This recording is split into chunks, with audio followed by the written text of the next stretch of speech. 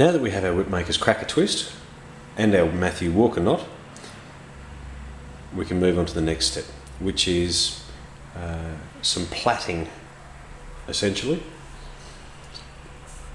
But we're going to do an alternate strand sinnet. Now if you start with the Matthew Walker knot and you pinch between your first finger and thumb, separate the strands out, you can start working.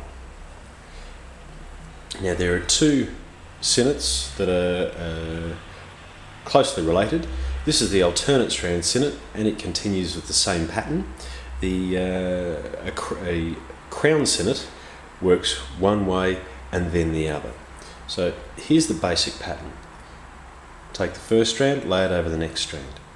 Pick up the second strand, lay it over the third strand. Pick up the third strand, lay it over the fourth strand. And pick up the fourth strand and tuck it under and through the first strand, tying it all together. So if we tension this slowly so you can see the pattern, you end up with basically a square. It looks something like this. Okay, and wiggle it, and then I turn it around and pull a bit of tension on each of the strands, and again. Okay. Now this you want to sit nice and flat as possible. Being the first one, it can be a little tricky, and some knotters would actually tie a wall knot or a half wall knot here just to bring the strands together nice and neatly.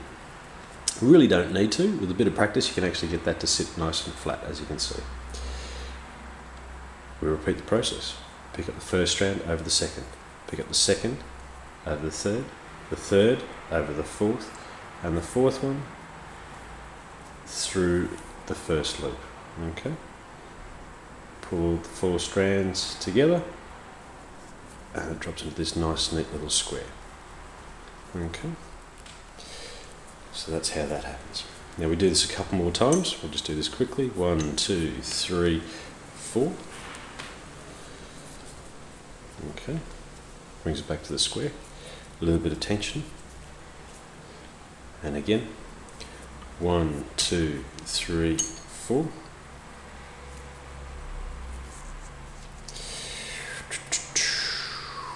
Sometimes it's useful to tension and take the slack out of them nice and slowly. But once you get into a rhythm and a routine, you'll find that they'll normally pull together quite nicely for you. Okay, like so. 1, 2, 3, 4. So we should have done about 4 rounds, I think. So this should let us start to see the pattern. We've got a nice square in the base of it.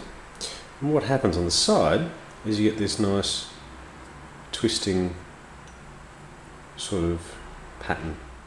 Okay.